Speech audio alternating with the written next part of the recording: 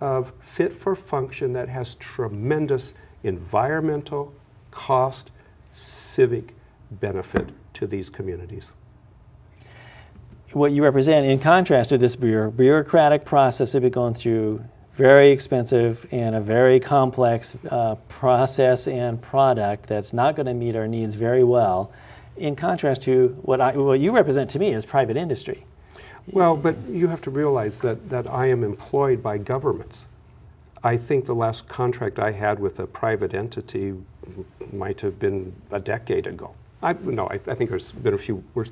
But I strive in my role is to help government entities try to make the most efficient, most desirable investment that they can make with their infrastructure dollars.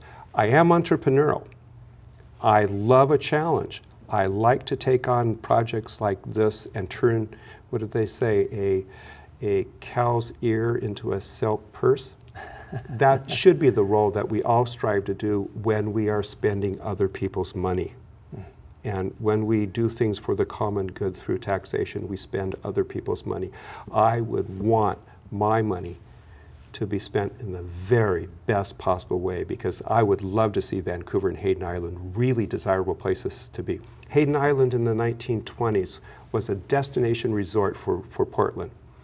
I would love to see that sense of civic pride that comes from doing a project that the broader region is proud of, and we can proclaim internationally that we are on the cutting edge of fitting freeways into urban environments. Part of this, part of the problem that we face right now is saving face. We have got politicians that have just simply said full speed ahead, and they put they really kind of restrict their and David, put their reputation on this. Thank you for inviting me to share with you what I discovered. The more people that are aware that there is a viable alternative to what's being proposed that actually has such benefit, the better off we will all be in society. Yeah, I would hope that we do have leadership that wants to have their picture on the wall be recalled by future generations as that's the person that made this project possible, instead of the footnote that said the reason why Vancouver and Hayden Island are but a ghost of what they were in the past is that guy on the wall over there let this happen. I would hope that would be the motivation of civic leaders, especially when you can save money. It's just to me, it's a no-brainer. I see that we have an opportunity here. Those representatives that are in power now, they have two choices. They can say, "Hey, full speed ahead," and I don't want to admit that there's a better solution to this, a significantly better solution. There's a potentially better solution. You know, I'm a solo operator here. I'm not getting paid by anyone to do this. So you volunteered. This is all of your volunteer time. Absolutely. So to me, it makes no sense to ask all the citizens of Vancouver to contribute all their taxes for a number of years simply to build something that's going to undermine the viability of their community. So you haven't been paid for your services out of this at all. No, it's only cost me thousands of dollars to do this. That's quite incredible. I look at those individuals that have come forward that express care about this project and care about our community, and they've all volunteered their time, volunteered their services at their own expense, contributed to trying to make this a better place here. Well, David, in all fairness, my philosophy in life is that I do receive an income from the public good. I'm paid to help cities with infrastructure. I'm a product of Washington State University. The taxpayer paid for my education. I try to give back a quarter or a third of my time. And for the last couple of years, I've given that for this project. No, I think our obligation when we take from society is to give back to society. And this is nothing more than my giving back what society has given me. There are people like that, and the significance of what you can most of us try to achieve that. I, however, am blessed with the fact that I have a support mechanism that lets me do that too, which is called a very tolerant wife and a point of view and a passion that allows me to do this. Well, it's a very significant game changer here. This is to be able to present a viable solution that's lower cost. Appears to be viable, appears to be lower potentially, cost. It needs to be vetted, needs to be evaluated. But certainly, if we're talking about investing billions and billions of dollars into this project, it makes sense to consider to go back and, okay, before we invest all these billions of dollars, are we on the right track? Is there something that's a significant game changer? Should we consider that? As citizens here, you live in you live in Seattle area, right? Well, actually, San Juan Island. Oh, San Juan Island. Okay. Well, north of here, this isn't even your community, but yet you care about us down here, and you've invested this time. You know, we're asking taxpayers in Georgia to help pay for this. You know, and if this challenge, in other words, the federal dollars that are going to come in to pay for this, state we dollars. are into this as a nation. We are a community. This nation is a community. Yep.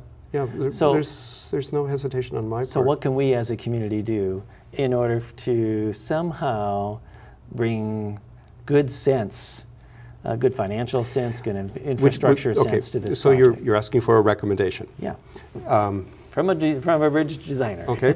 Okay. So exactly the same thing that I did. I would say, is there a better way of doing it? My mandate would be to challenge this. Look for all the errors, look for all the flaws, simultaneously eke out and improve upon all the benefits that are embodied within this notion. I would do that in a condensed 2 months effort where you have engineers and architects who are not involved in the project. Because one thing I found in my life, when you have architects and engineers who have designed something, they know what they've designed, so their worldview is biased by save what face. they've, well, not necessarily to save face, but the problem has been solved, so the attitude changes. And if I were ODOT and WashDOT or the governors, I would say, okay, find a small group of people, half dozen people, get them together for 3 or 4 weeks. Transportation planner, real good one. Bridge engineer, real good one. Architect, real good one. Throw darts at this, but struggle with it to try to eke out what is the advantage of it, and then respond, react. Say, is it something that should be considered or not? Okay. In the meantime, we can. What do you think about the idea of pushing the pause button on this current proposal? It's on the fast track to fund it and build it, and yet they don't even have a design. I will speak to the physical need. Okay. Not the funding source and the revenue stream and the agreements and commitments. Strictly from a practical layman's point of view. You know, we've been suffering with an economic downturn. That's probably going to be with us a little bit longer than people hope.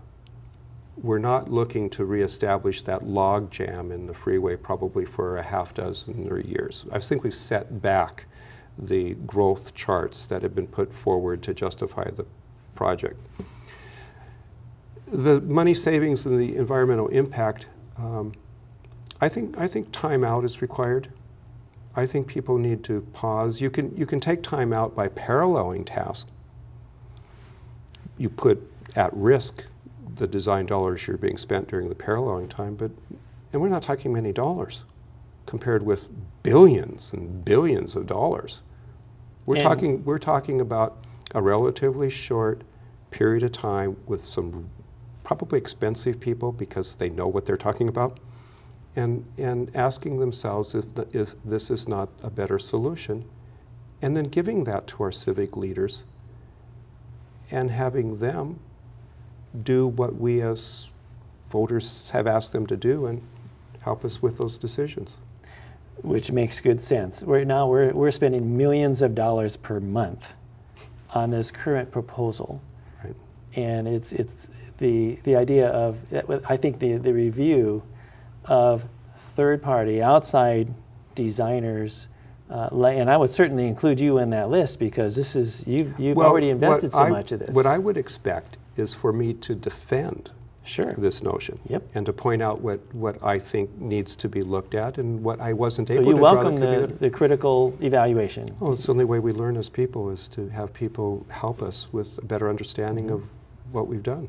if I look, I look at this and I compare it to what currently is proposed, this is something that I think that the community could get behind. This is something that I could get behind. But you know, the thing is that the engagement of the community is something that also, there's a process, not just the design, but the process of making this happen. Yeah, and one thing, it's not it doesn't David, lend itself to buy-in. David, one thing I've discovered is that when I'm invited into a community, when I'm invited in, say I go to Saudi Arabia or Beirut or Istanbul or London or Singapore or Sydney, Australia, I'm invited in.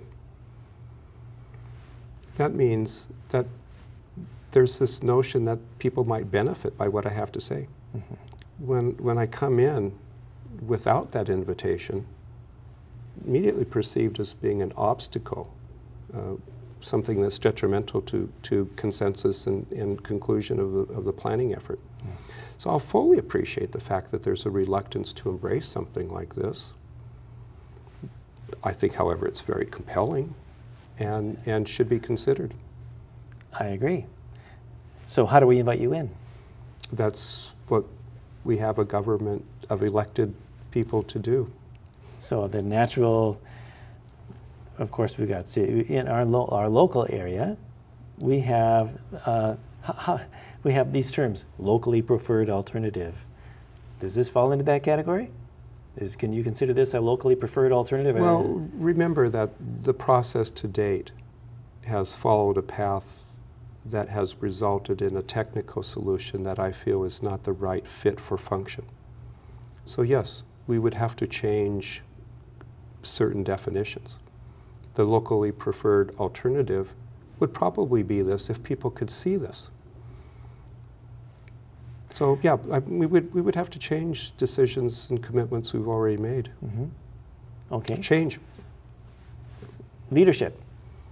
We can affect our current leadership and say, will you please do what you can in order to see if this makes sense. And I'm sorry, David, again, I'm invited into communities, and that invitation is a recognition on the part of those civic leaders that we need to do things in a different way than we have before. You don't invite someone to travel halfway around the world if you want to do things the exact same way you've done it before. Yes. I can't speak to what motivates the leaders of this community. Right. I'm sorry, I cannot do that. Well, I'm not asking you to, but as a local citizen here and as a person that cares about this project, I would think at this point, what we can do as citizens, and I'm speaking to you, not asking you for your direction on this, is that we would appeal to our local elected officials, our representatives, our city councils, our county commissioners, our state legislature representatives, and say, will you please consider this?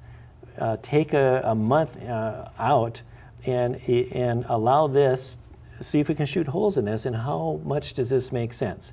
In order to do that, we can do it two ways.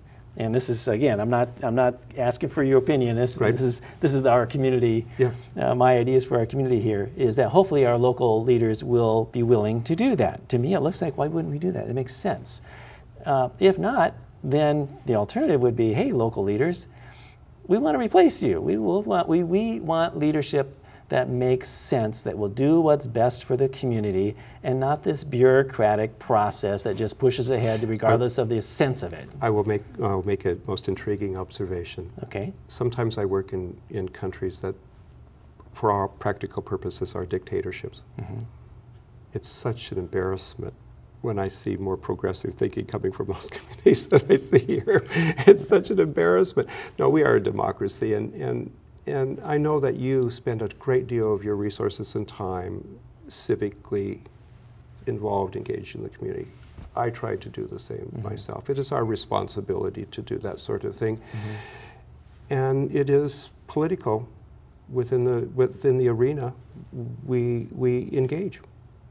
And we do have elected representatives. Yeah. So hopefully we can make a difference. And those elected representatives, if they're really listening to the heart of our community, will be willing to consider this and see if we can punch holes in it. If we can punch holes in it, then we'll say, hey, we'll have more confidence in the current design. And welcome that. And if there are fewer holes than there are substance to this, we will have heroes in the community that say, I stepped forward and made this change.